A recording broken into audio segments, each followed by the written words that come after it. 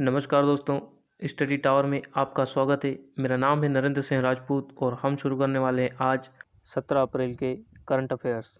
तो चलिए शुरू करते हैं। सबसे पहले देखते हैं, कल मैंने आपको एक क्वेश्चन दिया था कि 13 अप्रैल 2020 को जलियांवाला बाग हत्याकांड की कौन सी वर्षगांठ मनाई गई। तो इस बार हमने मनाई है इसकी 101वीं वर्षगांठ और जलियांवाला बाग हत्याकांड हुआ था 13 अप्रैल 1919 में। चलिए अब देखते हैं आज के current affairs. Paytm general insurance limited के नए एमडी एंड सीईओ कौन बनेंगे।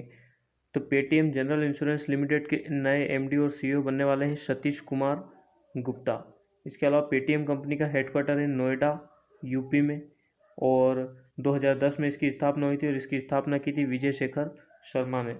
इसके अलावा अगर अदर ऑप्शंस की बात करें तो अनामिका रॉय बनी है IFFCO Tokyo general insurance company की हेड और कल्याण कृष्णमूर्ति है फ्लिपकार्ट इंडिया के सीईओ।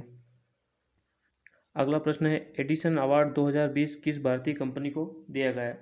तो एडिसन अवार्ड 2020 दिया गया है टाटा पावर को और यह दिया गया है इनके program switch off to switch on के लिए।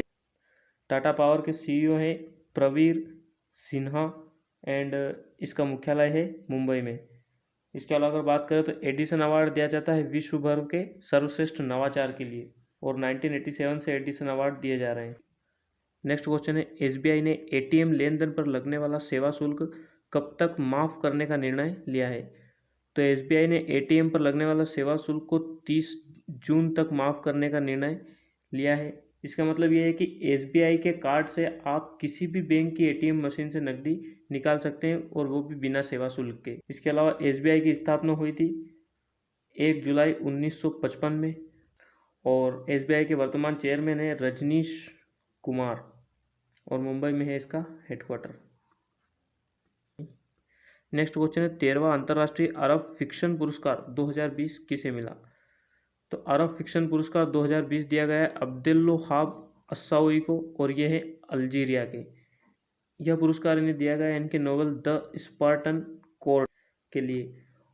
और इसके अलावा अदर ऑप्शन की अगर बात करें तो जोखा अलर्ती को 2019 में मैन बुकर इंटरनेशनल प्राइज दिया गया था और पीटर हांडके को 2019 के लिए नोबेल पुरस्कार मिला है और ओल्गा तकोरजेक है 2018 नोबेल पुरस्कार की विजेता। लिटरेचर में नोबेल पुरस्कार मिला था इन दोनों को। नेक्स्ट है, यूनेस्को की विश्व धरोहर समिति का 44वां सत्र कोविड-19 के कारण स्थगित कर दिया गया। यह किस देश में आयोजित होने वाला था। तो यूनेस्को का 44वां सत्र आयोजित होने वाला था चीन के फुजियान प्रांत में और यूनेस्को का हेडक्वार्टर है पेरिस में और इसके वर्तमान में महानिदेशक है ऑड्री अजोले।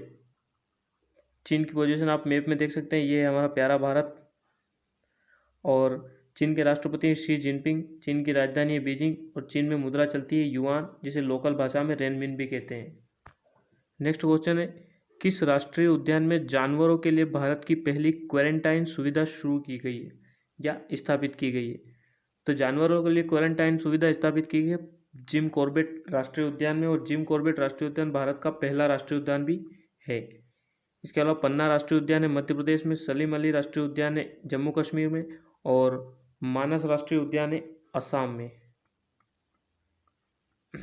जिम कॉर्बेट एक प्रसिद्ध शिकारी थे।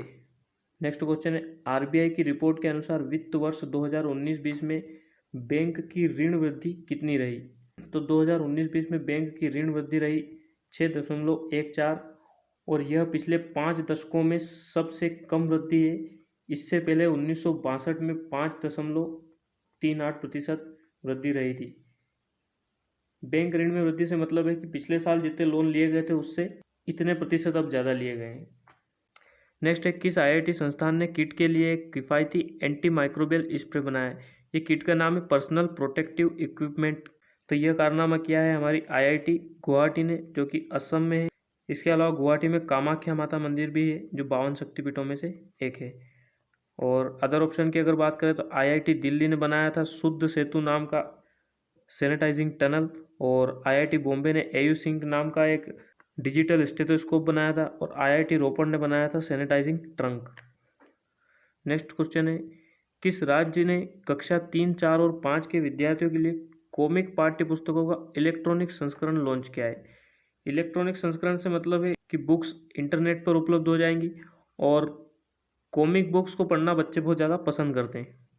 तो कॉमिक बुक्स लॉन्च की है मणिपुर सरकार ने। मणिपुर के बारे में देख लेते हैं। मणिपुर भारत के उत्तर पूर्व में स्थित है।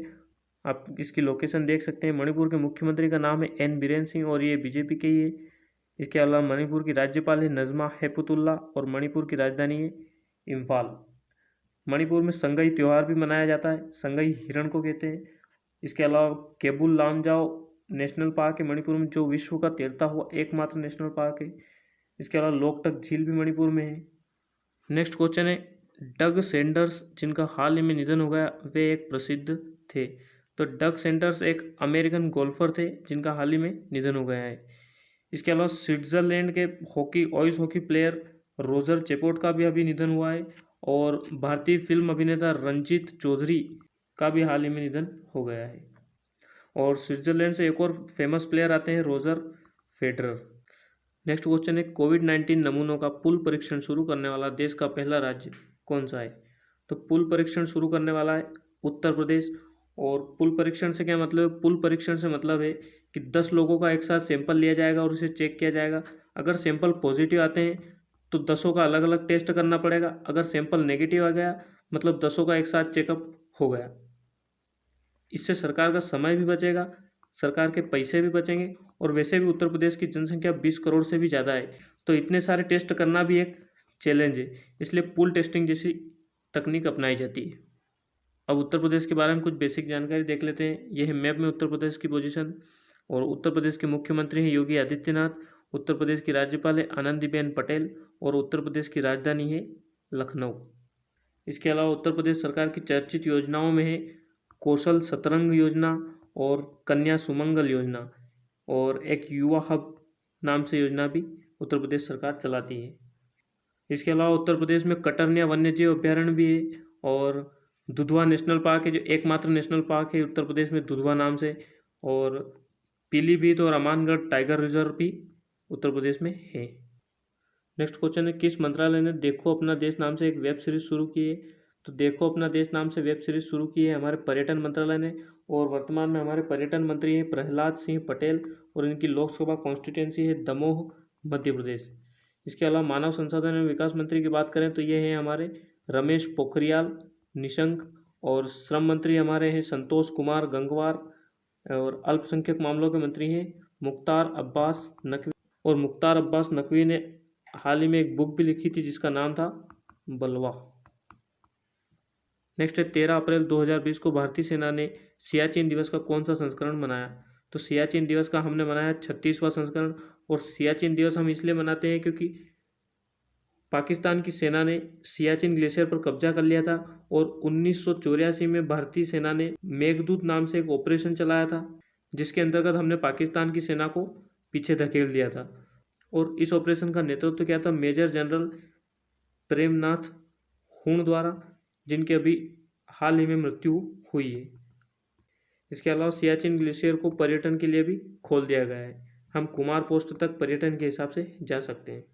और अंत में आपके लिए एक प्रश्न है जिसका जवाब आपको कमेंट बॉक्स में लिखकर बताना है कि कौन सा राज्य कोरोना के मरीजों को भोजन और दवाइयाँ देने के लिए कोबोट रोबोटिक्स का उपयोग कर रहा है। आज के लिए बस इतना ही। मिलते हैं अगले वीडियो में, तब तक के लिए अपना ख्याल रखिएगा। धन्यवाद।